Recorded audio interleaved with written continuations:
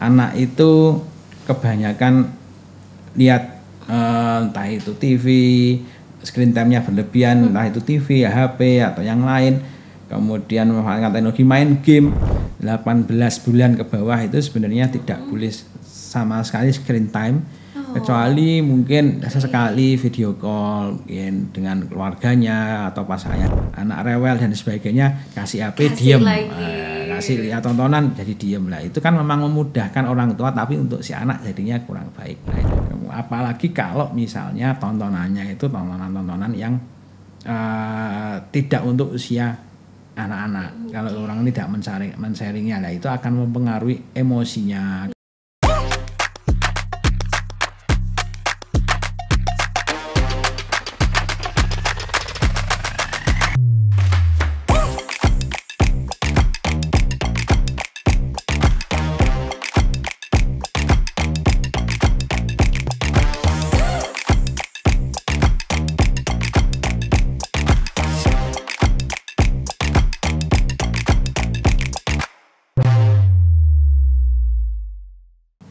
Selamat pagi.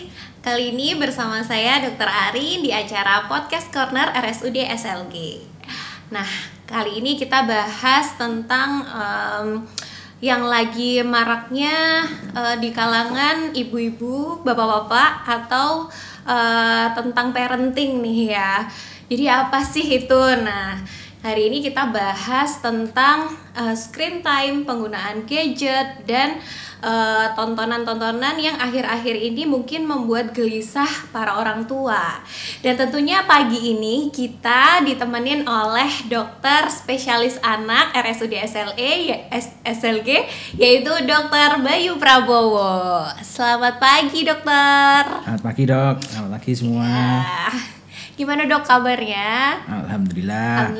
Sehat ya, dok ya. Oke.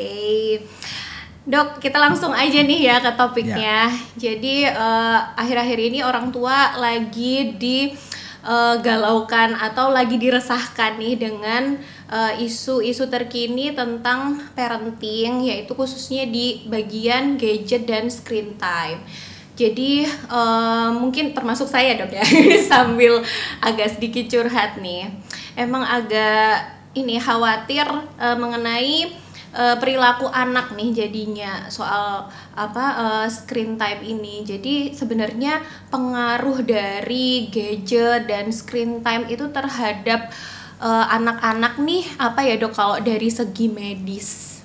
Oh ya, jadi memang dengan kemajuan zaman ini, kemajuan teknologi, dengan adanya internet, kemudian tontonan-tontonan ini memang pisau bermata dua ya. Di satu sisi kalau kita bisa memanfaatkan dengan baik, itu mulai dari dewasa sampai kemudian dari bayi sampai anak-anak sampai dewasa, itu akan memberikan manfaat yang baik. Nah, cuma di sisi lainnya, kalau kita tidak bisa memanfaatkannya dengan baik, kemudian kita tidak bisa istilahnya memilah mana yang baik mana yang buruk, itu akan memberikan dampak yang cukup baik, terutama untuk anak-anak ya, karena di anak-anak ini kan di 2 tahun pertama kehidupannya, 1000 hari pertama kehidupannya itu kan perkembangan otak yang paling baik. Kalau sudah di 2 tahun pertama ini sudah menyimpang, salah satunya juga penggunaan teknologi screen time dan tontonan-tontonannya, itu juga nantinya ke depan juga akan memberikan efek yang panjang. Apalagi khusus untuk perkembangan, kita ngomong yang kita bahas ini kan sebenarnya kalau untuk gadget, screen time itu kan akan mempengaruhi pertumbuhan dan perkembangan ya. Nah itu kapanpun bisa mempengaruhi, karena kalau penggunaannya yang tidak baik dari durasinya, kemudian dari kualitas apa yang kita lihat, kita gunakan, yaitu bisa mempengaruhi. Selain perkembangan yang selama ini sering dibicarakan, pertumbuhannya juga bisa terganggu. Oh gitu, menarik ya. Jadi memang sengaruh itu terhadap pertumbuhan dan perkembangan. Nah ini kan juga selain screen time nih juga lagi booming nih soal stimulasi sensoris sama motoris nih dok. Jadi untuk penggunaan screen time yang kurang tepat atau penggunaan gadget yang kurang tepat kira-kira berpengaruh juga nggak sih dok terhadap sensoris dan motorik anak dok? Ya, sangat berpengaruh sekali karena ini bahkan hanya sensoris dan motoris. Kan kalau kita ngomong sensoris dan motoris kan berarti perkembangan ya, tapi pertumbuhannya pun juga bisa terganggu. Kalau misalnya nih gangguan pertumbuhan, katakanlah kita anak itu kebanyakan lihat entah itu TV, screen time-nya berlebihan, entah itu TV, HP atau yang lain, kemudian memanfaatkan teknologi main game ketika dia usia sekolah atau prasekolah. Kalau itu terlalu berlebihan, bagaimana dengan nantinya dia tidak bisa stimulasi motoriknya, misalnya dia nggak bisa terlalu lama lihat HP, akhirnya posisinya akan membungkuk untuk pertumbuhannya. Kemudian jam makannya nanti juga terganggu, lebih enak main game, lihat TV, lihat HP daripada makan. Nah, kalau itu nggak kita tak laksana, nah itu akan jadi gangguan pertumbuhan, berat badan, panjang badannya akan terganggu. Nah, khusus untuk sensoris motoris ini ya tentu saja penggunaan yang berlebihan bisa mengganggu. Nah, motorisnya misalnya tadi kita menggunakannya itu terlalu lama sehingga anak itu jadi males latihan jalan karena terlalu banyak lihat HP. Kemudian tidak banyak aktivitas keluar yang harusnya dia di usia-usia mulai latihan jalan, dia terlalu banyak lihat HP, akhirnya males jalan. Oh iya, jadi bisa sampai bikin keterlambatan dalam tumbuh kembangnya ya dok ya. Dari postur, terus kemudian tadi pola makan jadi nggak oke, terus habis itu yang menarik lagi keterlambatan untuk bicara juga ini ya dok ya. Oke, itu gimana sih dok? Bagaimana screen time itu atau penggunaan gadget itu bikin anak tuh jadi males bicara itu gimana ya dok? Atau mungkin jadi speech delay ya dok ya sekarang ngetrennya. Jadi memang akhir-akhir ini memang ya termasuk kunjungan pasien di poli kita itu memang banyak sekali speech delay. Nah, ini juga sangat dipengaruhi memang ketika zaman kita flashback dari pandemi kemarin ya dok ya.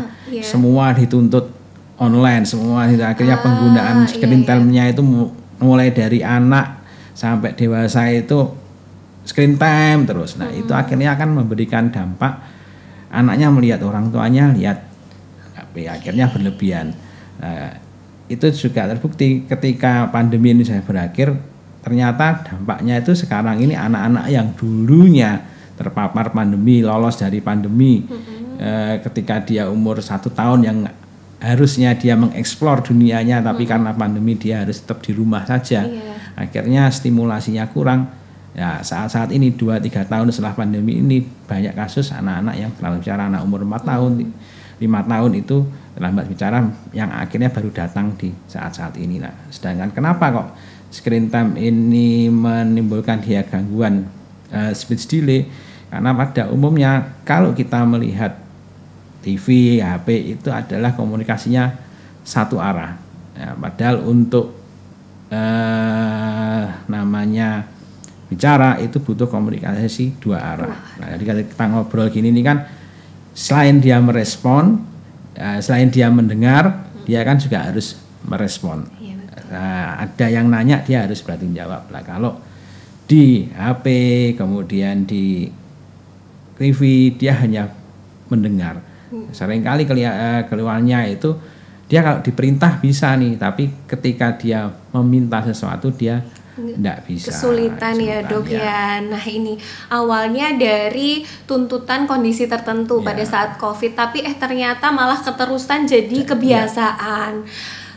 Pernah juga sih dok, saya juga lihat tuh ya di Instagram, di TikTok tuh ya, anak-anak yang dia tuh juga ngajak ngomong orang tuanya, orang tuanya juga lagi pegang HP. Jadi di sini ada bentuk seperti sedikit diabaikan gitu ya dok ya dari orang tuanya, akhirnya komunikasinya jadi nggak 2 arah. Nah, Kemudian untuk kondisi yang seperti ini nih dok, kan dia keterlambatan bicara, terus kemudian sensoris motoriknya juga tidak berkembang dengan baik. Bisa nggak sih dok anak ini jadi anak yang jadi ada gangguan pemusatan perhatian atau mungkin autisme ya dok ya? Kalau untuk autisme sendiri kan memang banyak faktor ya. Memang salah satunya selain faktor internalnya diri dari awalnya juga pengaruh dari memang lingkungannya juga. Di lingkungannya juga berpengaruh. Nah, ketika faktor internalnya ada kemudian lingkungan nggak mendukung, ya itu bisa terjadi gangguan atensinya, kemudian gangguan persuasifnya, dia juga jadi sulit menahan diri. Nah, itu bisa terjadi gangguan-gangguan semacam tadi. Memang tidak hanya faktor tunggal kalau kita ngomong faktor-faktor autis, jadi memang harus ada faktor internalnya juga. Tapi kalau misalnya anak itu jadi katakanlah emosian, hiperaktif, itu juga yang dominan selain dari kita ngomong screen time ya lingkungannya tadi. Saya tadi atau dokter Ari tadi, selain dia melihat dari TV, lingkungan keluarganya yang terdekat kan juga mempengaruhi. Iya, jadi kalau misalkan dia kurang perhatian itu bisa ya dok ya. Jadi dia ada gangguan perkembangan juga, dia bisa jadi berkembang jadi autisme ya dok ya tadi ya. Jadi ADHD gitu ya dok. Tapi perbedaan sendiri dari ADHD sama autis tuh gimana dok? Mungkin bisa dijelaskan kan mungkin ibu-ibu bapak-bapak yang di rumah nih bingung nih apa nih sebenarnya. Kalau kita ngomong ADHD berarti kan dia itu hiperaktif, kemudian perhatiannya kurang, jadi nggak bisa konsentrasi. Nah itu pengaruh paling banyak sih memang di faktor lingkungannya. Tapi kalau untuk autis itu selain dari lingkungannya, yang lebih berperan adalah faktor dari internalnya. Memang ada genetiknya sendiri dan sebagainya. Tapi dua hal tadi ini tetap dia bisa dimaksimalkan, potensi si anak ini bisa dimaksimalkan. Jadi bukan sesuatu yang tidak bisa diperbaiki, tapi bisa dimaksimalkan. Gitu. Jadi memang berperan sekali ya dok, peran dari orang tua itu. Gitu. Bahkan jangan ya, karena anak yang tidak ada istilahnya genetik autis, kemudian memang tidak ADHD, ya dengan adanya lingkungan yang kurang baik, bisa jadi malah nanti potensi yang anak yang autis, anak yang ADHD dibandingkan anak yang nggak ada masalah tapi tidak tertangani dengan baik, lebih baik yang autis itu bisa. Gitu. Jadi ADHD tuh benar-benar bisa dapatan juga ya dok ya. Maksudnya bisa didapatkan karena pengaruhnya dari lingkungannya atau ya dari potensi lingkungan itu tadi ya dok. Jadi kalau misalkan anak ini perilakunya tuh apakah akan berubah gitu dok maksud saya. Jadi kalau misalkan kebanyakan screen time nih, terutama nih dok yang gerak cepat ya kan. Kalau saya pernah dengar tuh kalau anak-anak tuh lihat kebiasaan melihat gambar-gambar yang bergerak cepat gitu. Mungkin yang sering di rumah tuh lihatnya short mungkin ya dok ya, short video. Terus habis itu dengan gambar-gambar animasi yang geraknya itu cepat. Itu pengaruh juga nggak sih dok dengan dia tuh pola tidurnya, terus habis itu gangguan perilaku gitu dok, mungkin ada jadi kalau relate juga sama pertumbuhan dia nanti gitu. Jadi kalau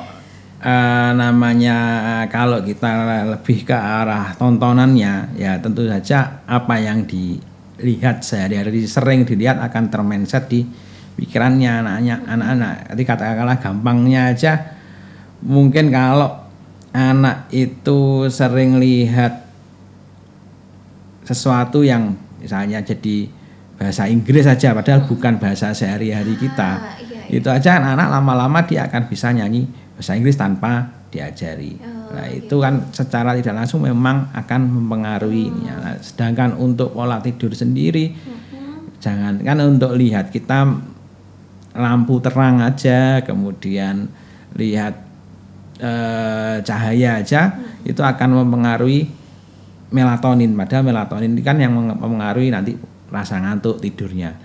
Ketika terlalu banyak terpapar, apalagi terpapar sinar birunya dari HP atau dari lampu, itu kan kerjanya melatonin ini akan menurun, ya produksinya akan menurun sehingga mempengaruhi pola tidur. Nah kalau kita pola tidurnya itu terganggu, ya orang ngantuk itu kayak bacok senggol.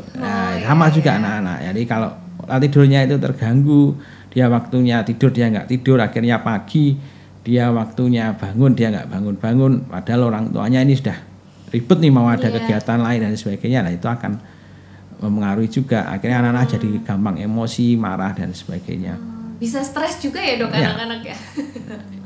Oke. Terus kalau waktu dia gangguan tidur itu berarti dia akan ada gangguan pertumbuhan juga kan ya dok ya? Ya, karena ada dasarnya sih gangguan pertumbuhan itu selain juga mempengaruhi gangguan perkembangan, bisa bolak-balik gangguan perkembangan, bisa mempengaruhi gangguan pertumbuhan, sangat pengaruh juga dari pola tidurnya tadi. Oke. Ya. Terus nih dok, tadi kan kita kan bahas permasalahannya nih. Jadi kalau dari IDAI sendiri atau dari sisi dari dokter anak nih dok, untuk mengatasi anak-anak yang udah terlanjur nih, ini kan tadi kan pencegahan nih dok kan, kalau bisa kan ya dibatasi kan kayak gitu ya. Terus gimana nih dok, adakah saran untuk orang tua nih yang anaknya tuh udah terlanjur gitu dok, udah terlanjur terpapar oleh kebiasaan screen time, kebiasaan nonton, mempergunakan gadget berlebihan kayak gitu dok? Kalau berarti untuk gangguan perkembangannya ya dok ya. Kalau untuk gangguan perkembangannya sendiri ya berarti memang yang utama itu sebenarnya adalah kuncinya adalah deteksi dini. Jadi orang tua itu harus paham kapan sih anaknya ini harus segera diperiksakan, atau namanya red flag-nya kapan. Nah itu harus dipahami, karena semakin awal kita deteksi, semakin awal ditangani, nanti hasilnya semakin baik. Nah, sedangkan nanti kalau apa yang bisa dilakukan di rumah ya tentu saja waktu screen time-nya, waktu lihat TV-nya, lihat HP-nya harus mulai dikurangi ya, dengan berbagai macam cara. Tips dan triknya sih banyak, maksudnya tiap anak pasti akan mempunyai tips trik sendiri-sendiri. Nah, berarti tiap anak ini beda-beda ya dok treatmentnya ya. Oke. Terus untuk red flag-nya ini tadi apa ya dok?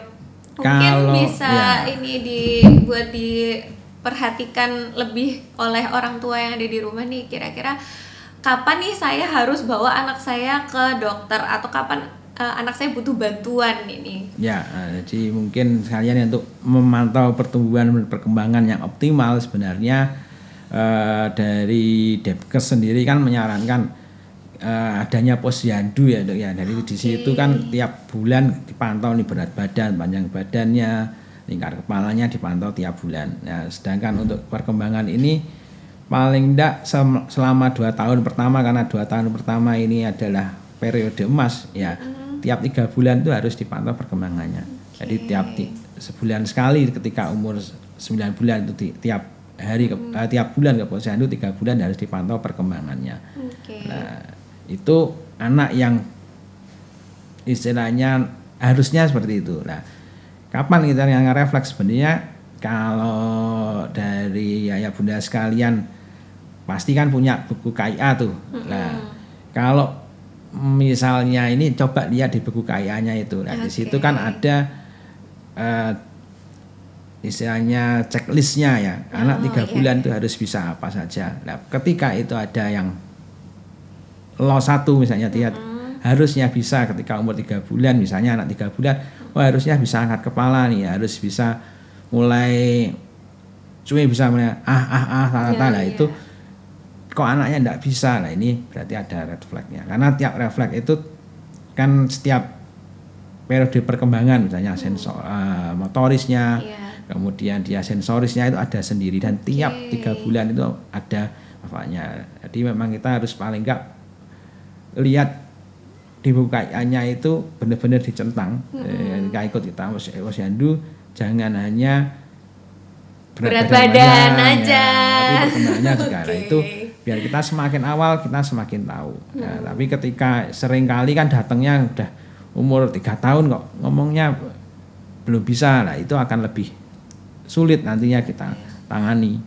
Nah, kalau memang nanti semakin awal semakin bagus ya. Red flag-nya sendiri ya tergantung dari usianya. Jadi tiap 3 bulan, 6 bulan, 9 bulan itu ada red flag-nya untuk sensorisnya, motorisnya apa.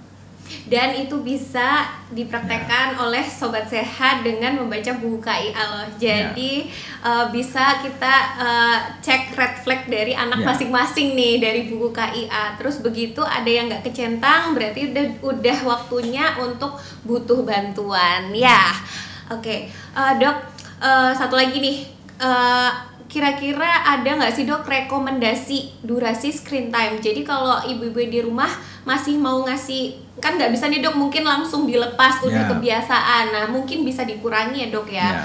Adakah waktu-waktu khusus yang ideal? Mungkin boleh nonton tapi cuman beberapa waktu aja. Nah kira-kira dari Ida sendiri ada rekomendasi nggak sih dok? Ya, sebenarnya kalau untuk durasinya sendiri kan untuk rekomendasinya 18 bulan ke bawah itu sebenarnya tidak boleh sama sekali screen time, kecuali mungkin sesekali video call mungkin dengan keluarganya atau pas ayahnya keluar kota atau pas bundanya kerja nyari anak babynya video call itu boleh.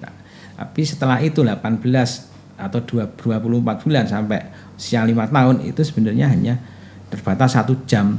Nah, cuma 1 jam ya sobat sehat, 1 jam, jangan lebih-lebih. Kalau pengen anaknya nggak kayak gini berarti orang tua juga nggak boleh kasih contoh. Harus contoh. Memang tahan. Itu tadi saya sampaikan selain efek kemarin ini ya kita kan sendiri merasakan sebelum pandemi itu semuanya kita kerjakan manual loh. Iya benar. Begitu pandemi ini semua berubah dan terjadi sampai sekarang karena memang memudahkan. Nah, cuma akhirnya kita terbiasa. Ya, ketika terbiasa kita di rumah pun juga akhirnya scroll terus. Akhirnya ya itu yang dilihat. Akhirnya ya orang tua anak ini bisa protes loh. Orang tuanya melihat kok boleh. Iya, karena anak kan sejatinya adalah peniru ulung ya dok ya. Tuh, oke deh.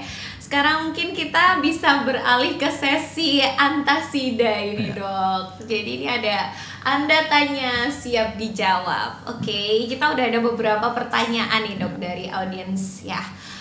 Ini dari @Ulya Mazaya.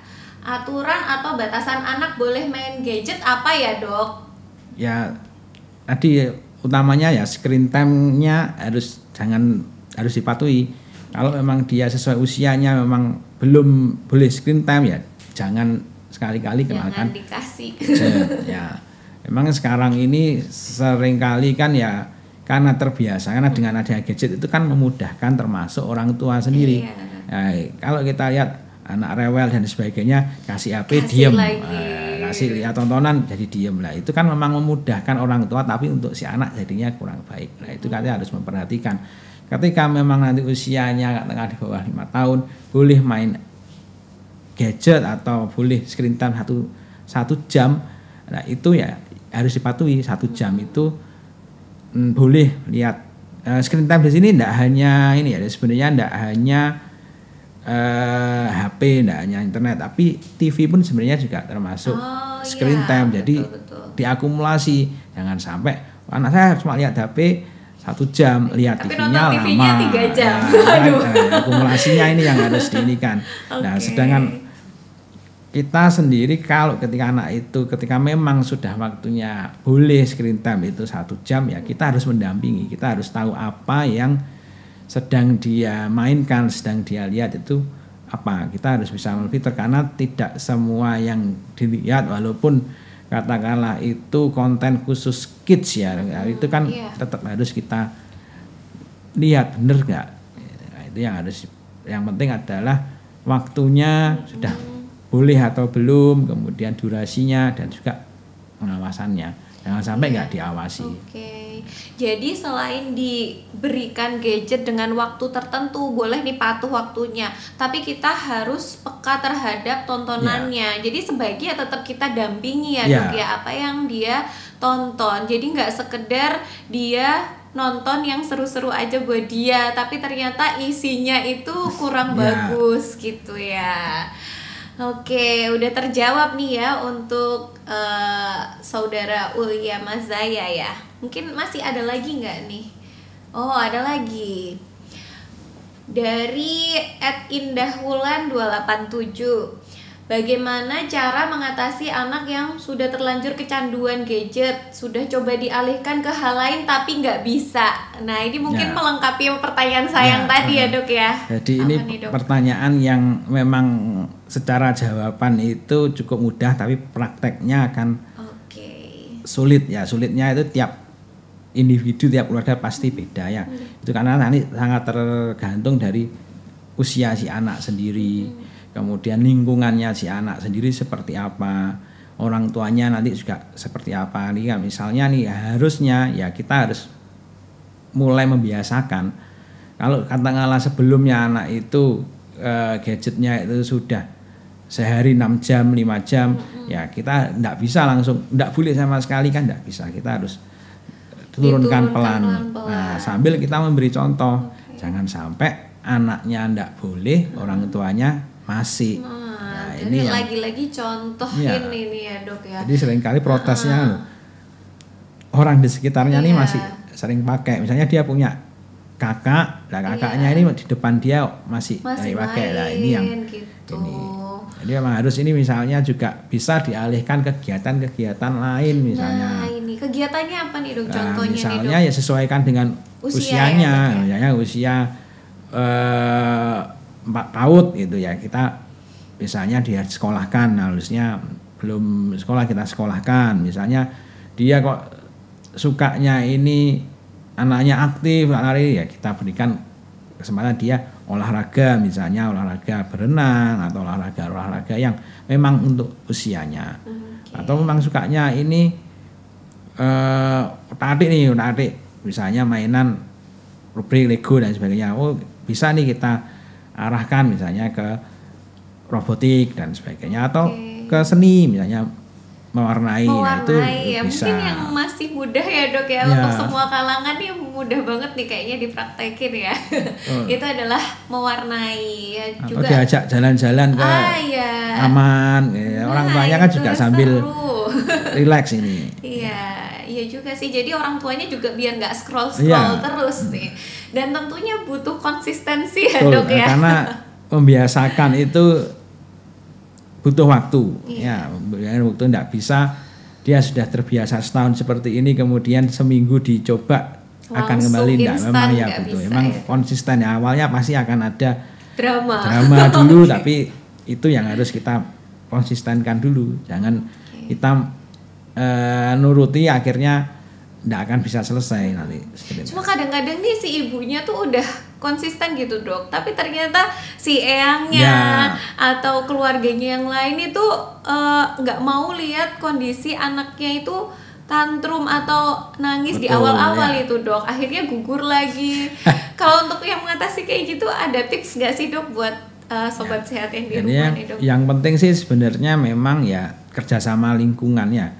Lingkungan itu ya yang sekitar rumah dia. Kalau memang sekitar rumah dia itu ada yang-yangnya, kemudian ada omnya atau ada kakaknya yang memang lebih besar, atau ada yang penting juga pengasuhnya. Nah, kan seringkali karena orang tuanya bekerja diasuh. Nah, ini butuh kerjasama. Karena seringkali ini kasus-kasusnya ini pengasuhnya di rumah ini kan seringkali juga males ya Dok. Bisa ya. Jadi kita pun juga sebagai itu orang tua tetap harus controlling ya. Jadi controlling memang kerjasama ini penting. Ya. Jadi tidak bisa hanya bundanya toh, hanya ayah bundanya tidak bisa. Kalau memang lingkungannya sekitar tidak mendukung, nanti akan lebih lama lagi prosesnya dan lebih sulit lagi. Iya, dan dampak-dampaknya ini akan terus berlanjut ya Dok ya. Wah, seru banget nih. Ini kayak nggak ada habisnya ya dok ya kalau bicara soal kecanduan gadget nih. Aduh, soalnya mungkin kasus banyak banget ya dok ya sekarang nih. Ya banyak ya. Okay. Sebelum era pandemi sama setelah ini memang lebih jauh sih sekarang. Karena memang ya tuntutannya memang sekarang orang tuanya pun jadi ini ya. Harus orang tuanya sih dok, memang ya bagaimanapun juga anak ketanggung jawab dari orang tuanya ya dok. Meskipun sekalinya pengasuhnya itu dapat misalkan nih susah dikasih tahu atau kita juga nggak bisa 100% menyalahkan pengasuhnya, gimana pun harus kendali dari orang tua sendiri. Oke. Ini dari Antasida masih ada lagi nggak nih? Oh masih ada. Jangan-jangan banyak banget nih, curiga saya. Oke, ini ada dari @sekarintan02. Oke, adakah tips praktis untuk membangun kebiasaan digital yang sehat sejak dini di lingkungan keluarga? Mengingat orang tuanya sangat erat dengan penggunaan gadget. Mungkin orang tuanya ini dok, IT, orang IT nih. Orang IT atau orang ini dok, selebgram, yang nggak bisa lepas dari yang namanya gadget gitu. Jadi, dok. Memang ya sekarang ini kita memang kita memang harus berhubungan sama gadget ya. Untuk ini yang penting adalah kita bisa tahu kapan waktunya gadget, kapan waktunya untuk misalnya untuk pengasuhan dengan keluarga. Kalau memang ini harus ada jam-jamnya, sebenarnya untuk kita sendiri pun juga kita enggak boleh juga terlalu lama di gadget itu enggak bisa kan. Dari dokter mata kan juga memang harus kita istirahat berapa lama sekali kita harus istirahat. Nah, waktu-waktu itu kita enggak bisa terus kita lepas scrolling, kita jadi awalnya ngerjakan tugas terus lama-lama kita scrolling. Nah, itu kan akan memperlama waktu durasi gadgetnya. Nah, lebih baik kita stimulasi si anak. Nah, ketika di rumah pun kalau bisa ya jangan gadget terus, tapi kita harus memberikan contoh. Kalau waktunya makan ya makan, waktunya bermain ya bermain. Ya. Jadi itu kembali lagi sebenarnya penggunaan gadget yang lebih bertanggung jawab mungkin ya dok. Karena enggak mungkin kita larang 100%, enggak mungkin. Nanti karena kasus-kasus tertentu memang enggak bisa dihindarkan karena memang mungkin kerjanya tadi erat sekali dengan gadget. Cuma kita memang enggak mungkin kan kita 100% akan berhubungan dengan gadget lah. Kita di waktu-waktu memang anaknya ketika memang masalahnya anaknya pas tidur kita bisa bekerja dengan gadget kita, atau mungkin waktunya anaknya sekolah kita bekerja. Tapi ketika waktu itu anak-anak itu memang butuh perhatian kita, butuh kita ini ya kita harus ikut main, ikut ini ya. Contohnya kita gini ini kan kita kerja terus pulang masih harus jawab konsulan ya dok ya. Kan, karena kadang-kadang ya lama jawabnya ya kita butuh waktu untuk sama anak nih terutama. Tapi boleh ya dok misalkan tuh kayak kasih tahu anak tuh kalau ini tuh memang terkait dengan pekerjaan atau memang harus disampaikan ya harus dok, disampaikan. Kalau memang tidak bisa ini memang harus disampaikan. Ini kita bekerja kita ini bukan untuk main tapi untuk tanggung jawab untuk bekerja. Akhirnya bisa. Jadi memang penting banget juga untuk kita sebagai orang tua memberikan pengertian ya dok dan informasi mengenai pekerjaan orang tua kayak gitu apa. Jadi anaknya ini juga nggak bingung sama perilaku orang tuanya. Nih apa nih buka HP aku nggak boleh lihat. Makanya kan gitu kalau sekarang ini, kalau dulu kan tanya cita-citanya jadi apa? Jadi dokter, jadi tentara. Sekarang kan cita-citanya selebgram, YouTuber. Nah, itu karena memang ya sekarang enggak bisa, memang kita harus membatasi gitu aja harus. Oke nih, masih ada lagi. Oh, aku kira udah habis loh. Beneran banyak banget ya dari kemarin pertanyaannya ya. Oke, dari @zhqnrl. Susah banget namanya nih. Keponakanku Min umur 3 tahun telat bicaranya. Ngaruh kali ya karena udah dipegangin HP biar nggak rewel. kok perhatian banget ya sama keponakannya nih. Calon bapak yang baik loh ini. Boleh nih dok dijawab dok, gimana dok? Namanya ini kayak inget-inget zaman SMP dulu dok. Oh iya, alay-alay.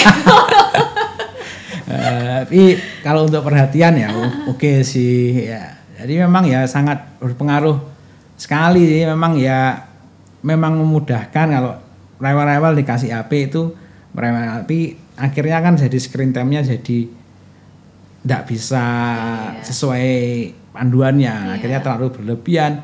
Tadi kita jelaskan. Jadi memang screen time itu hanya satu arah. Akhirnya sulit dia menerima. Apalagi kayak gini dok, di rumah orang tuanya itu ngomongnya bahasa Jawa. Apalagi repot kalau misalnya orang tuanya itu yang satu dari Kediri, yang satu dari Madura. Wah itu tambah bingung lagi.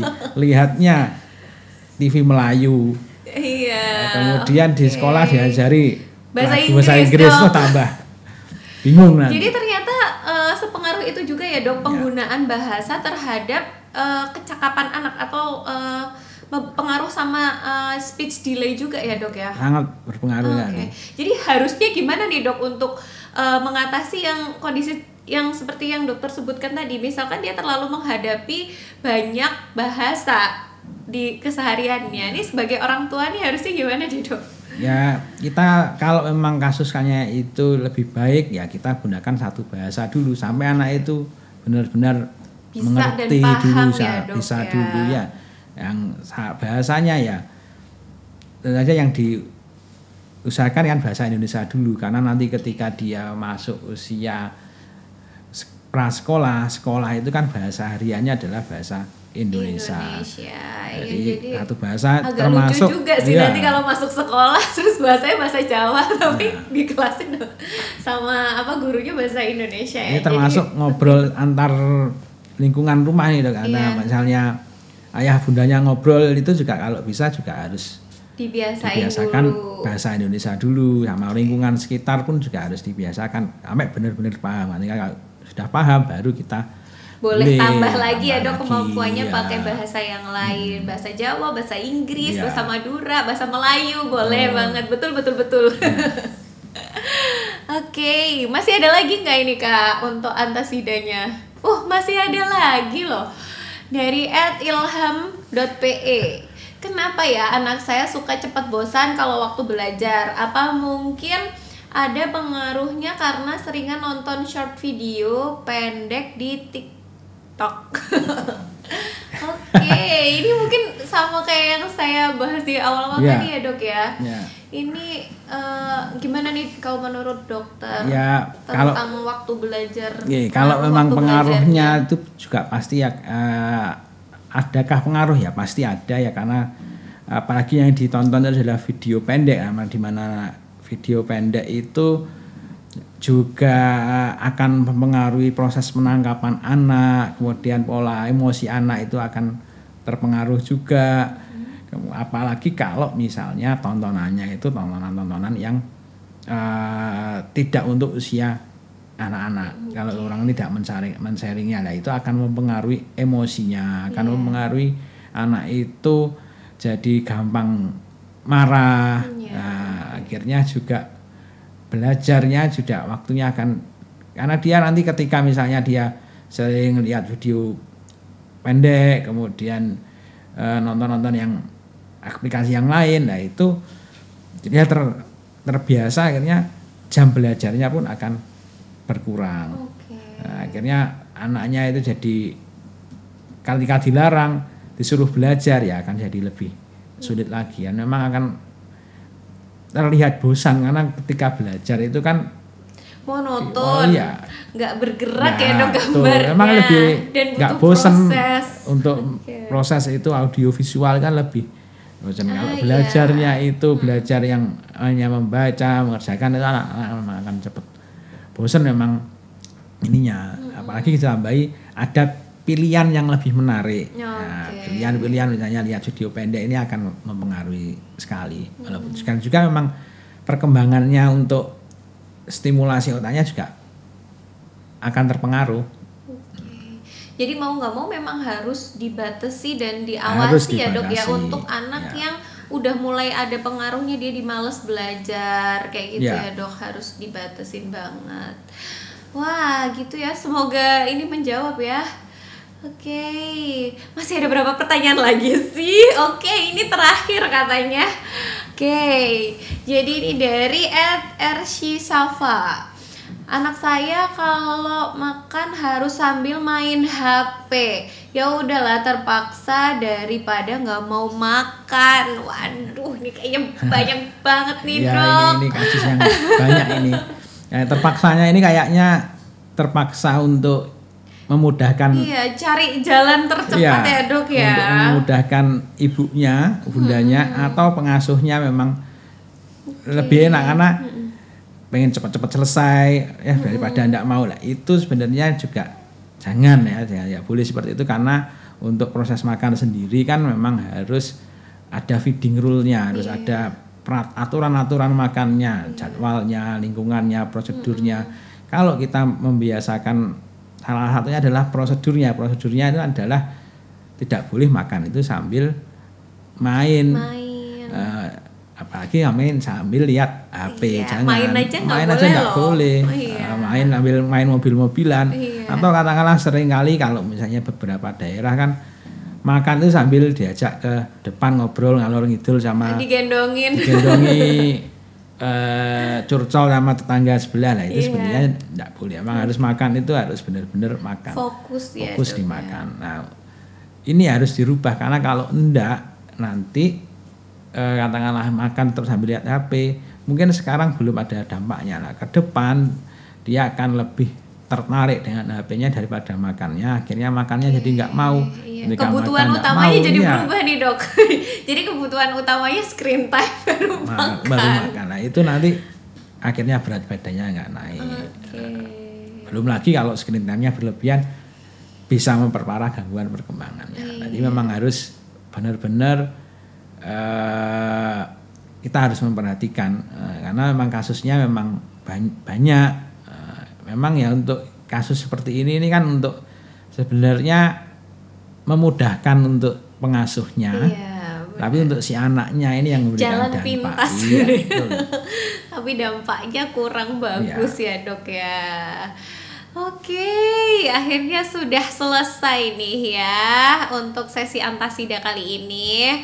Nah, sebelum kita menutup pembicaraan atau topik kali ini yang seru banget ya dok, kalau dibahas kayaknya nggak habis-habis nih, kayak bisa lanjut sampai maghrib kalau ngomongin soal parenting, terutama screen time, gadget dan lain sebagainya nih dok. Nah, sebelum kita akhiri nih, mungkin ada kata-kata penutup dari Dokter Bayu atau tips and trick yang ringkes, padat gitu untuk para sobat sehat yang ada di rumah, terutama yang dalam fase menjadi orang tua nih dok.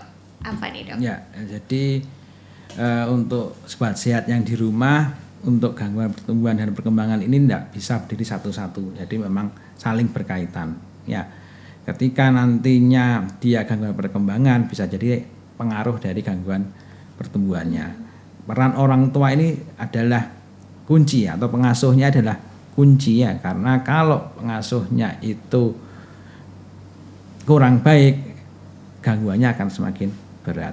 Nah, untuk orang tua ini paling enggak lah buku KIA-nya harus dibaca, karena di situ ada panduan-panduan, termasuk beberapa pertanyaan tadi. Screen time-nya berapa lama, kemudian pola makannya yang baik itu boleh hamil HP apa enggak, itu sebenarnya di buku KIA-nya itu sudah ada. Kemudian apa sih yang harus dilakukan, stimulasi apa untuk anak-anaknya, misalnya anak usia 6 bulan stimulasinya seperti apa, itu sebenarnya sudah ada di buku KIA-nya. Di buku KIA-nya itu yang jangan hanya disimpan, tapi kalau bisa dibaca-baca.